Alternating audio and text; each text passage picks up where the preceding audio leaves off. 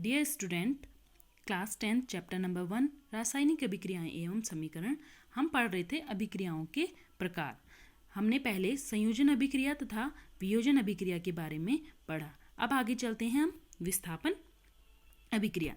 विस्थापन अभिक्रिया वह रासायनिक अभिक्रिया जिसमें अधिक अभिक्रियाशील तत्व कम अभिक्रियाशील तत्व को उसके यौगिक से विस्थापित या हटा लेता है, विस्थापन अभिक्रिया कहलाती है। अब कैसे, हम उदाहरण से समझेंगे।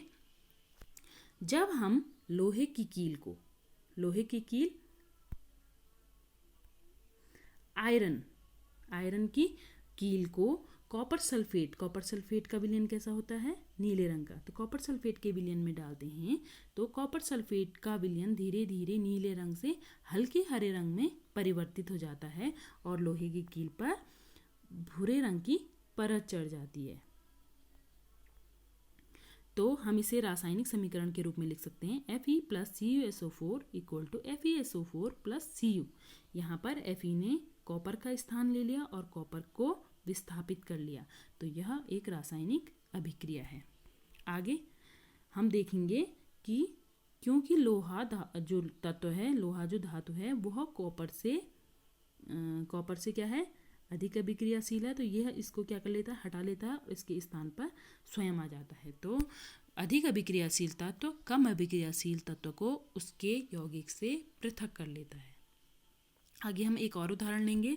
कॉपर सल्फेट का जो नीला विलयन है उसमें उसके साथ उसमें जब हम जिंक डालते हैं तो यह सफ़ेद विलयन में परिवर्तित हो जाता है।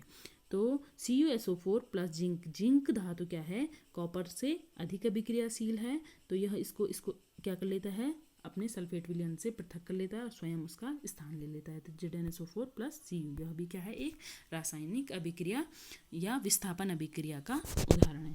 तो ऐसे हम दैनिक जीवन में भी कई अभिक्रियाएं देखते रहते हैं। अब इसके बाद हम कहते हैं, एक और उदाहरण लेते हैं। जब लेड धातु की अभिक्रिया कॉपर क्लोराइड से होती है तो यह क्या बनाता है, लेड क्लोराइड और कॉपर। यहाँ पर लेड क्योंकि क्या है, कॉपर से अधिक अभिक्रियाशील है, कॉपर क्या है, कम क्रियाशील धातु है, इसीलिए लेड कॉपर को उसके यौगिक से पृथक कर लेता है। तो लेड क्लोराइड और कॉपर बनते हैं। तो हम जो आगे हमारा चैप्टर आएगा उसमें हम पढ़ेंगे सक्रियता श्रेणी। उसमें तत्वों को उनकी सक्रियता के आधार पर उनकी अभिक्रियाशीलता के क्रम में रखा गया है, कि घटते हुए क्रम में रखा है।